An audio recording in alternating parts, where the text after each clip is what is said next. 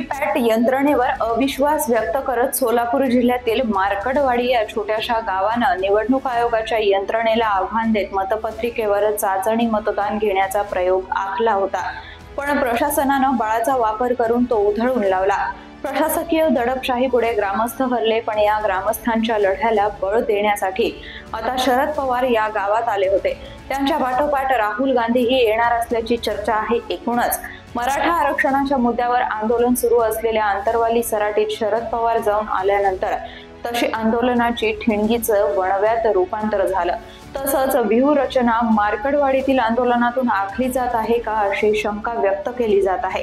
काय आहे यामागचं राजकारण, जाणून घेऊयात मिशन पॉलिटिक्स मधून। नमस्कार, मी समीक्षा। सुमारे वर्षभरापूर्वी मराठा आरक्षणाच्या मुद्द्यावर राज्यभर सरकार विरोधात आक्रोश असताना जालना जिल्ह्यातील आंतरवली सराटी या छोट्याशा गावात मनोज जरांगे पाटील नावाचा एक युवक आमरण उपोषणाला बसला होता।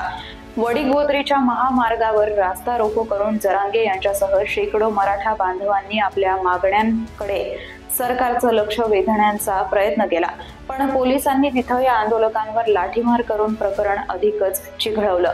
या लाठीमारात अनेक आंदोलकांचे डोके फुटले, यात काही महिलांचाही समावेश होता।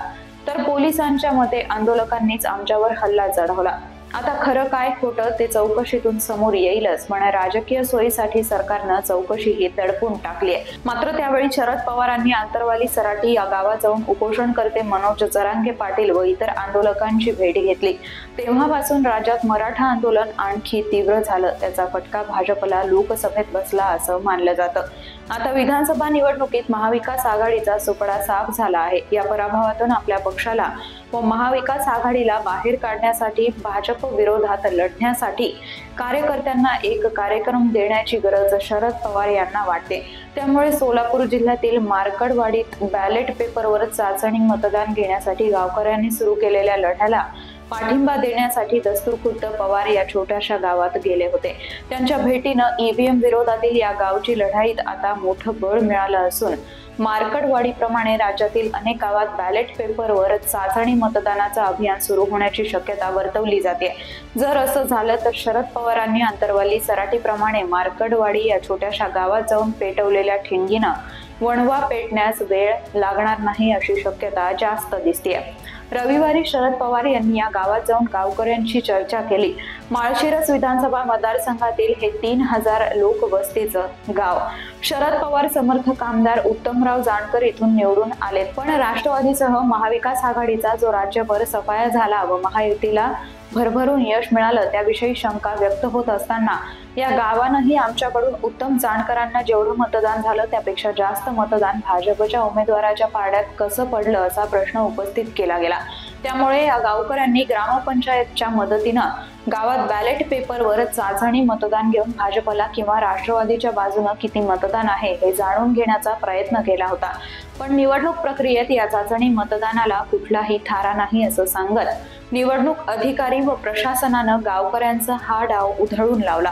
गावात जमावबंदी लावली, काही गावकऱ्यांवर गुन्हे दाखल करून यापुढे असं धाडस कोणी करणार नाही याची खबरदारीही घेतली। त्यामुळे गावकऱ्यांना आपला मॉक वोटिंगचा प्रयोग गुंडाळून ठेवावा लागला होता। मात्र आता शरद पवार यांनी या गावात भेट देऊन गावकऱ्यांचं मनोबल वाढवलं आहे। अशी दडपशाही करणाऱ्या सरकारचा निषेध करण्यासाठी गावकऱ्यांनी पवारांच्या उपस्थितीत एक लॉंग मार्चही काढला। यावेळी शरद पवार म्हणाले, आज जगात कुठेही ईव्हीएमचा वापर होत नाही, मग भारतातच याचा वापर का सुरू आहे? आज तुमच्या गावानं एका वेगळ्या पद्धतीनं जायचं ठरवलं तर सरकारनं तुमच्या विरोधात खटला भरला। माझी तुम्हाला विनंती आहे की तुमच्यावर दाखल करण्यात आलेल्या खटल्याची सर्व माहिती मला द्या। याबाबतची तक्रार आम्ही राज्याच्या निवडणूक आयोग, मुख्यमंत्री आणि पंतप्रधानांकडे देऊ। हे कशासाठी तर निवडणूक यंत्रणांचा काळ सोपू नये म्हणून आपल्याला हा लढा द्यायचा आहे। शरद पवार या गावात येणार असल्याचं कळताच भाजपचे पराभूत उमेदवार राम सातपुते यांनीही या गावात उपहासात्मक होर्डिंगबाजी करून शरद पवारांना डिवचण्याचा प्रयत्न केला।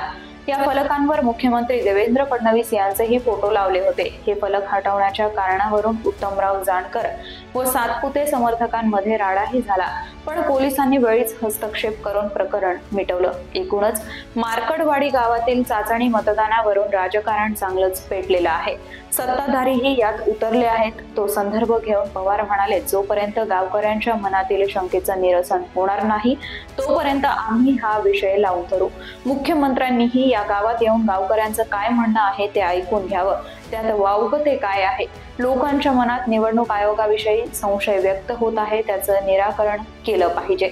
दरम्यान आता काँग्रेस प्रदेशाध्यक्ष नाना पटोले यांनी हे मार्कडवाडीचा आदर्श घेऊन गावागावात बॅलेट पेपरवर चाचणी मतदान घेण्याचं आवाहन केलं आहे.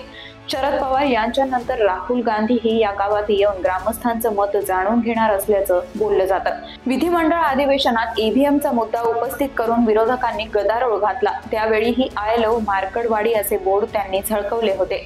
एकूणच या मुद्द्यावरून या छोट्याशा गावचं नाव देश पातळीवर झळकलं आहे आणि सरकार विरोधी व ईव्हीएम विरोधी आंदोलनाची ठिणगी या छोट्याशा गावातून पेटवण्याचं काम शरद पवारांनी सुरू केलेलं दिसतंय. बघूया आता त्याचा वणवा कुठपर्यंत पेटतोय.